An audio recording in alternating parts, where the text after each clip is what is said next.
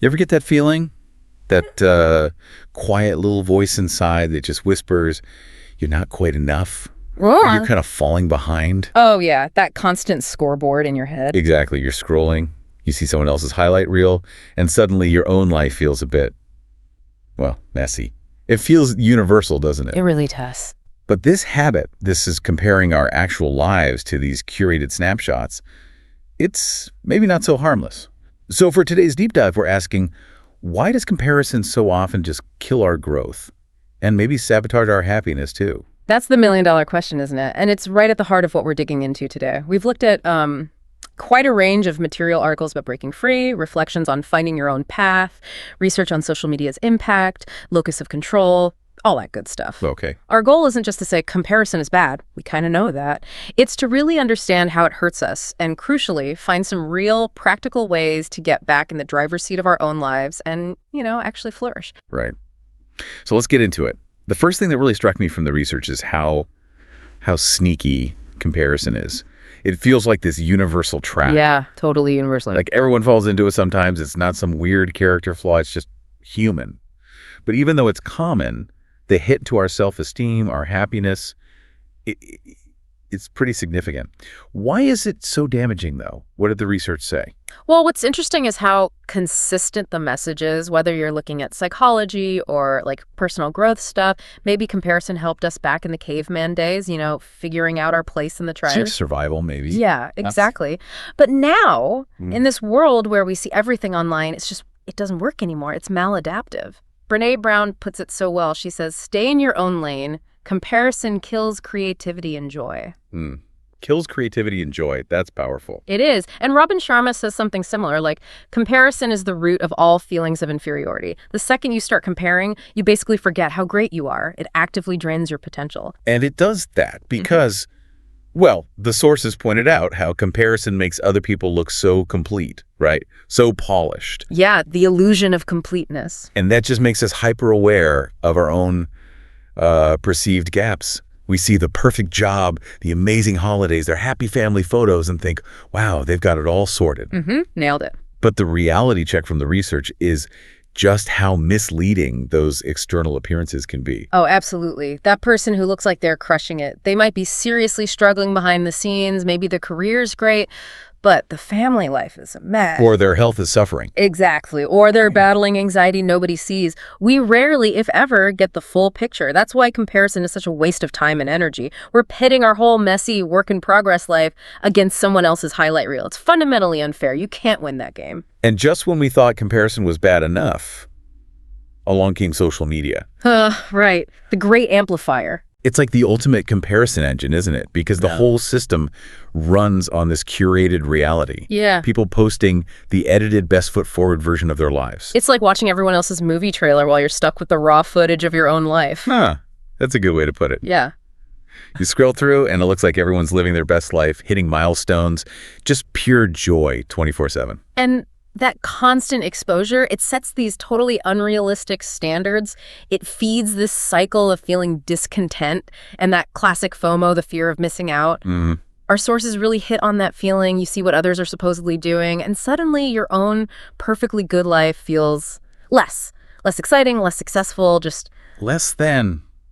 So, okay, it makes us feel bad, but what's the actual, measurable impact? Did the research show clear consequences for our well-being? Yeah, it did. The findings are pretty stark, actually.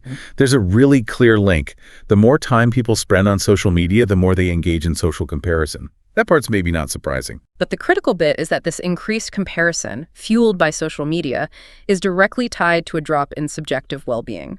We're talking real mental health effects, more sadness, more anxiety, more stress. Some studies even link it to higher rates of depression and other issues. Wow. So, okay, social media connects us, lets us share ideas, build communities, all good things. For sure, there are benefits. But overdoing it or getting sucked into that comparison vortex, it can genuinely harm us. It can eat away at positive feelings, life satisfaction, just general happiness. It's like holding up a distorted mirror and then feeling bad about the reflection. It becomes this self-fulfilling prophecy of dissatisfaction. Which leads us perfectly into the next big idea. Yeah. How to reclaim your power by shifting your focus inward. Exactly. This is the pivot.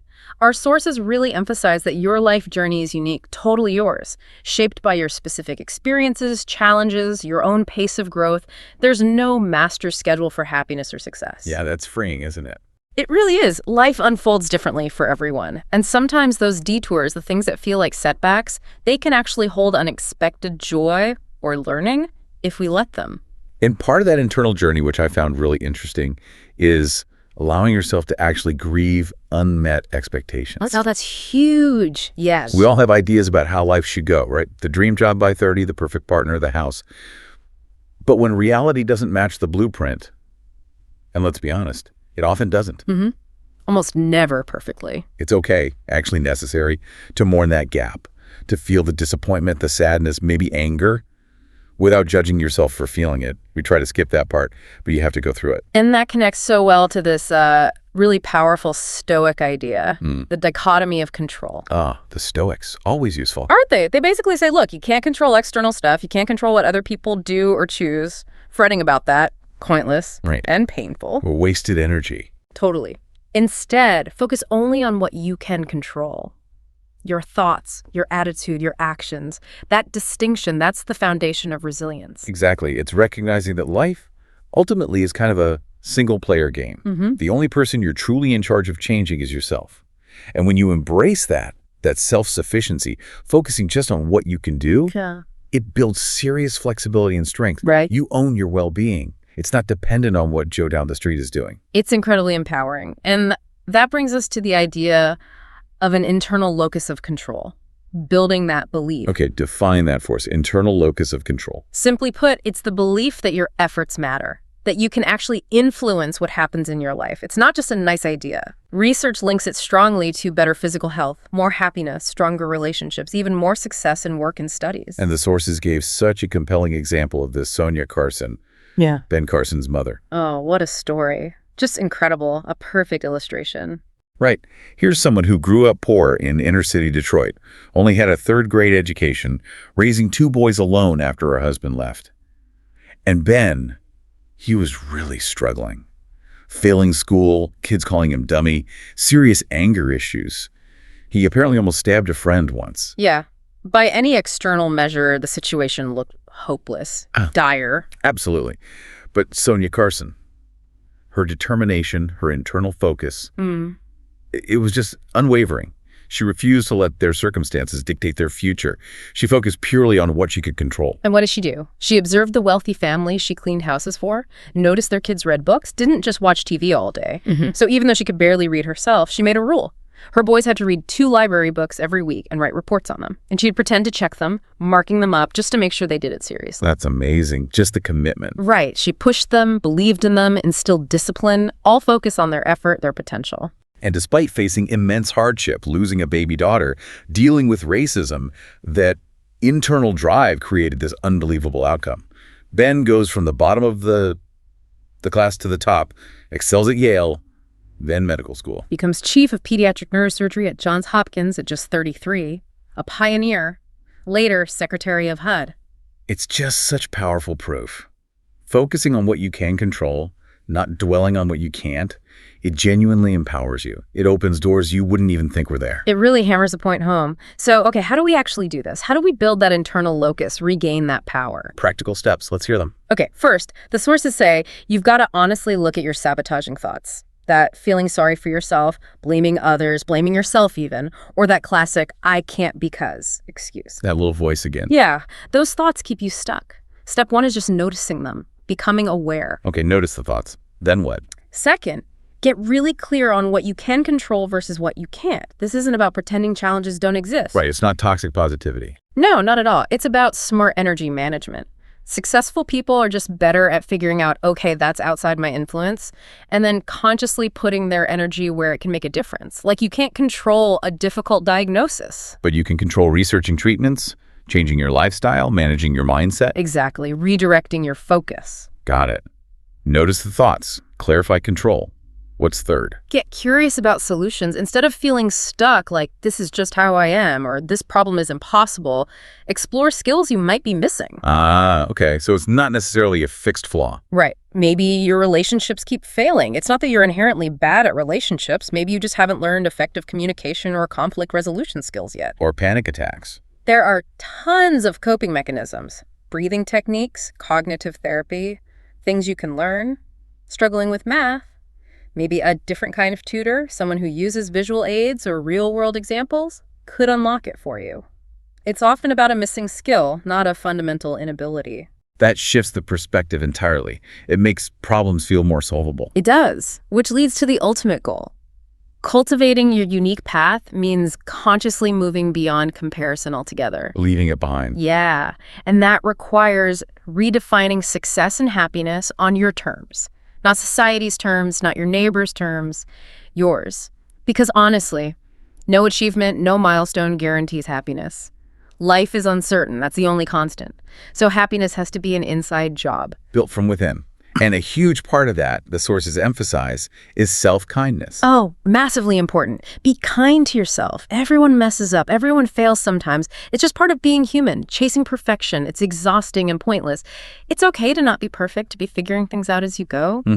Give yourself grace. Absolutely. And when you truly focus on your own goals, your dreams, what genuinely lights you up, something cool happens. There's just no room left for comparison. When you're busy chasing your passions, pushing yourself, improving yourself, that negative energy just kind of evaporates. Your focus shifts inward onto your potential. That makes sense. You're too busy building your own thing to worry about someone else's. Exactly. And even tricky feelings like jealousy can be flipped. Instead of that pang of, ugh, I'm so jealous, you can train yourself to think, wow, that's amazing. I'd love that one day. It's cool to see it's possible. So you turn it from a negative comparison into, like, positive inspiration. Precisely. It becomes a motivator, a reminder of what you might aspire to, rather than something that makes you feel bad about yourself. Okay, so wrapping things up here. We wanted to leave you, the listener, with something practical. Yeah, a little exercise to shift the focus right away. Try this later. Grab a piece of paper or open a note on your phone. Think about different areas of your life: health, finances, career, relationships, community, maybe purpose or meaning. The big buckets. For each one, write down 2 or 3 things you genuinely feel good about right now. Qualities you possess, things you're doing well. Acknowledge the good. Okay. Start with the positive. Then, for each area, identify maybe one specific thing you'd like to improve. And critically, list one concrete, actionable step you could take towards that improvement. Not be better, but like research local volunteer opportunities, or schedule a checkup, or read one chapter of that skills book. Make it specific and doable. Exactly. The whole point is shifting from measuring yourself against others to focusing on your own internal growth plan. It really circles back to the core lesson, doesn't it? Yeah. That comparison trap, it's a thief, it steals joy, it stifles growth, often without us even noticing. Yeah. Quietly sabotaging. But if we consciously shift our focus away from the external scoreboard and onto our own internal cultivation, our own self-sufficiency, we unlock so much potential. We find a much more real, more durable kind of happiness. So the final thought to leave you with is this. What's one small, intentional step you can take, maybe even today, to really embrace your unique path? To consciously choose not to compare your chapter 1 to someone else's chapter 20. Keep exploring that. Keep growing. Thanks for joining us for this deep dive.